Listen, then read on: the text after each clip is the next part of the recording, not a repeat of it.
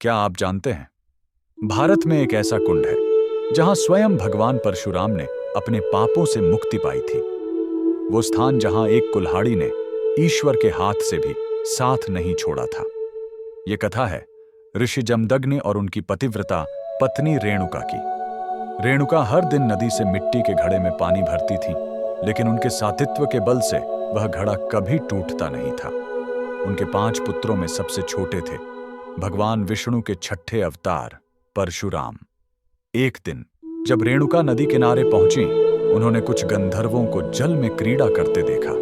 क्षण भर के लिए उनका मन विचलित हुआ और उसी क्षण उनका सातित्व भंग हो गया। कच्चा घड़ा टूट गया। वो जब आश्रम लौटी तो आर्ष जमदग्नि ने अपने योग बल से सब जान लिया। क्रोध में उन्होंने आदेश दिया, जाओ अपनी मां का वध करो। चारों बड़े पुत्र मौन रहे, अस्वीकार किया और तुरंत पत्थर बन गए। फिर पिता ने वही आदेश सबसे छोटे पुत्र परशुराम को दिया। परशुराम मौन रहे, फिर बोले, पिता की आज्ञा ही मेरा धर्म है। उन्होंने अपने ही हाथों से अपनी मां का सिर धड़ से अलग कर दिया। धरती कांप उठी, आकाश मौन हो गया। आर्ष प्रसन्न हुए, कहा, वर मांगो पुत्र। परशुराम ने कहा, माता को पुनर्जीवित कर दीजिए और मेरे चारों भाइयों को उनके पत्थर रूप से मुक्त कर दीजिए। ऋषि ने वरदान दिया। मां जीवित हुई, भाई भी, जैसे कुछ हुआ ही ना हो। लेकिन पाप का एक चिन्ह रह गया।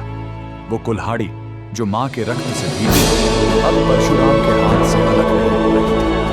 वो हर तीर्थ में, हर कुंड में स्नान किया तो कुल्हाड़ी नहीं छूटी।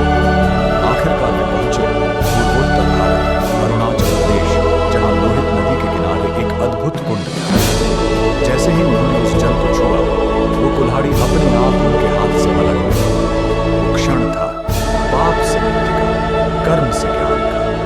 और आज भी वही स्थान परशुराम कुंड के नाम से जाना जाता है। हर साल मकर संक्रांति पर हजारों श्रद्धालु यहाँ डुबकी लगाते हैं, इस विश्वास के साथ कि यह जल उनके सारे पापों को धो देगा, जैसे उसने स्वयं भगवान परशुराम को मुक्त किया था।